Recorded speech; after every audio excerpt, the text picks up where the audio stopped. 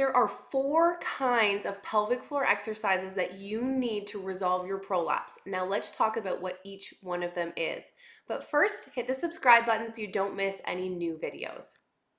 The first one is strengthen and lengthen. And this is often overlooked when we sit there and do Kegels. That is meant to do an isolated contraction of our pelvic floor, which yes, will help to strengthen it, but it's not doing anything for the lengthening. You need to know how to fully relax your pelvic floor before you know how to strengthen it, or your strengthening is not going to be near as efficient. Think about doing a bicep curl and only lowering your hand weight a few inches before you bring it back up.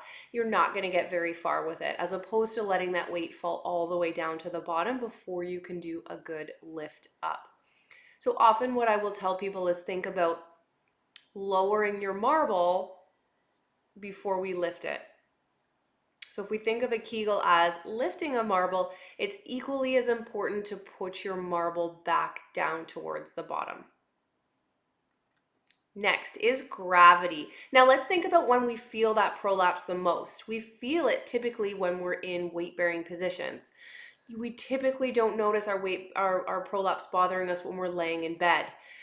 Typically it's after we've been on our feet for prolonged periods of time. Maybe we've been a little bit more active, we've been moving around more. Those are the times our prolapse tends to be worse. So we need to strengthen our pelvic floor against gravity. So this needs to be a huge part of our exercises. You can't resolve a prolapse by doing Kegels in bed. The next is movement. And again, playing on that gravity piece, our prolapse tends to be worse when we are moving or after a day where we've moved more.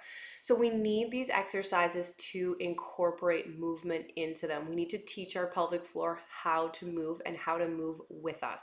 And that is really going to help your symptoms. The last thing is pressure management.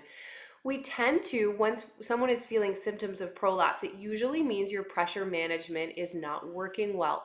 When we go to cough, sneeze, lift something, there's a tremendous amount of pressure that goes in through our abdomen, down through our pelvic floor.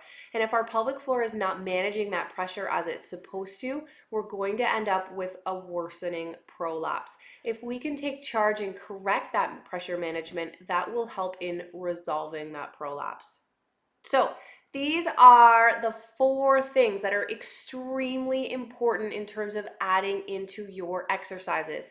If you want some more info, please check out some of my other YouTube videos on incontinence and prolapse, and check out, I put the link below, my free prolapse webinar where we're going to dive into so much information about your prolapse, what you need to do about it, and my secret ingredient in terms of your exercises of what's going to get that prolapse better.